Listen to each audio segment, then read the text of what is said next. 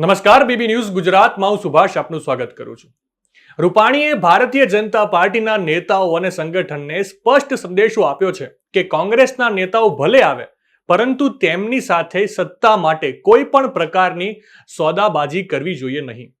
રાજકોટમાં પોતાના પરિવાર અને સોસાયટીના નાના બાળકો સહિતના લોકો સાથે ધૂળેટીની ઉજવણી કરી રહેલા રૂપાણીએ આ મહત્વનું નિવેદન આપ્યું હતું.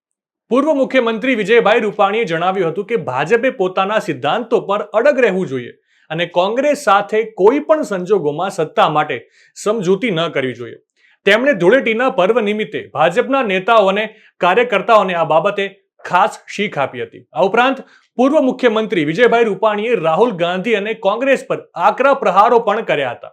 તેમણે કોંગ્રેસની નીતિઓ અને નેતૃત્વની ટીકા કરી હતી. ઉલ્લેખનીય છે કે પૂર્વ મુખ્યમંત્રીનું આ મોટું નિવેદન રાજકીય વર્તુળોમાં ચર્ચાનો વિષય બન્યું છે. પૂર્વ મુખ્યમંત્રી વિજય રૂપાણીના તાજેતરના નિવેદન પર કોંગ્રેસે તીખો પ્રતિભાવ આપ્યો છે. આ સમગ્ર બાબતે શું કહી રહ્યા છે કોંગ્રેસ પ્રવક્તા મનીષ દોશી, વિગતે સાંભળીએ.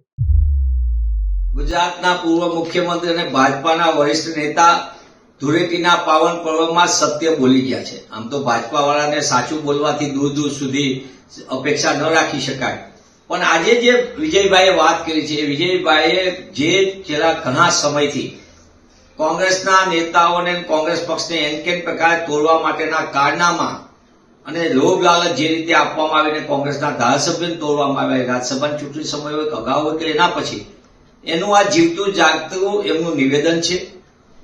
વિજયભાઈનું નિવેદન જ ભાજપા કઈ હદે લોકતંત્રની હત્યા કરી રહી છે, કઈ રીતે સોદાબાજી કરી રહી છે, કઈ રીતે કોંગ્રેસના ધારાસભ્યોને અને અન્યને તોડવા માટેના હથકંડા અપનાવ્યા છે, અને આ જ ભાજપાનો ચાલચલન, ચરિત્ર અને ચહેરાને ઉજાગર કરે છે. ત્યારે હું આપના માધ્યમથી માંગ કરું છું કે વિજયભાઈએ તો નિવેદન આપ્યું, પણ ભાજપા તો બહુ ડાયડાઈ વાતો કરતી હતી. કોંગ્રેસ પક્ષ તે સમયે પણ વારંવાર કીધું હતું કે કોંગ્રેસના નેતાઓને ધારાસભ્યોને તોડવા માટે અનેક પ્રકારના હથકંડા અપનાવવામાં આવે છે, સોદાબાજી થઈ રહી છે, અને સોદાબાજીના કારનામાઓ જે ગોઠવાના એના કારણે ગુજરાતના ગૌરવવંતી લોકશાહીને મોટું નુકસાન થયું છે. ત્યારે વિજયભાઈના નિવેદન જે એમને ઉતાવળમાં સત્ય બોલી ગયા છે, એ સત્યથી ભાજપામાં થોડી પણ શરમ હોય તો લોકતંત્રની હત્યા માટે તેઓ જવાબદારી સ્વીકારે. નવા સમાચાર, નવી અપડેટ સાથે ફરી મળીશું. ત્યાં સુધી મને રજા આપશો. નમસ્કાર.